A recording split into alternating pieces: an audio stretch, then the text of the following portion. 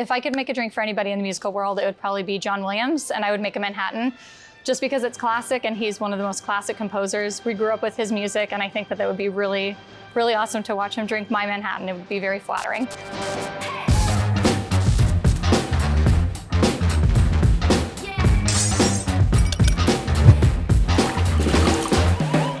I'm Baylea Morgan. I work at Raised by Wolves, and I'll be making a Negroni. I've been in the industry for about 20 years. I've been a cocktail server, been a performer, been a bartender at many different styles of restaurants and bars all over the country. Between now, I run Raised by Wolves and the GM here.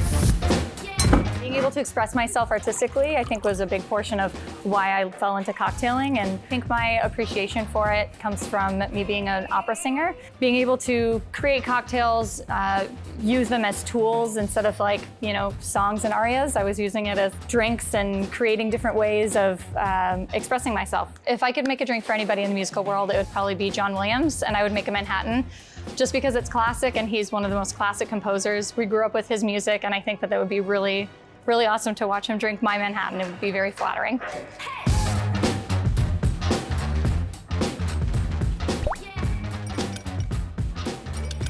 Negroni is one of my favorite cocktails. It's all equal parts. It represents Italian-style cocktailing. It's from Milan in the 1860s. Classic recipe, can't go wrong. You get it at a dive bar, you get it at a fancy cocktail bar. Most likely you're gonna get the same thing, which is a really special thing, I think. St. Patrick's Day is always a huge drinking day, as most people know. At the time I was working at a piano bar. The last song of the night is always Piano Man, because that's what everybody wants to hear. So we close out the night every night with Piano Man. And we had these crazy Australian guys that were drinking all night, partying, totally blackout drunk, and they decided that as the lights came up that they wanted to keep drinking. So their solution to this problem was to turn the chairs upside down that they're sitting in and smash out all the lights, because if the lights go out, then they can keep drinking and it's not last call anymore. So they just started throwing the chairs at all of the different lights all over the space, and then of course the cops got involved, and it was like chaos, but quite hilarious in the moment, I guess.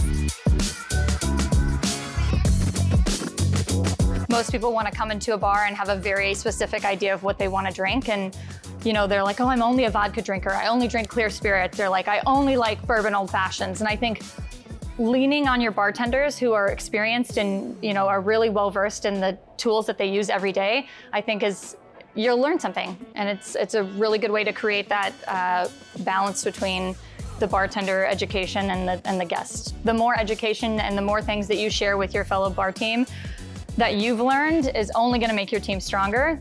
It's important to show the guests that your community around you is just as important as they are, and if they see your interaction with each other behind the bar is friendly and fun, that's gonna ooze out onto the guests.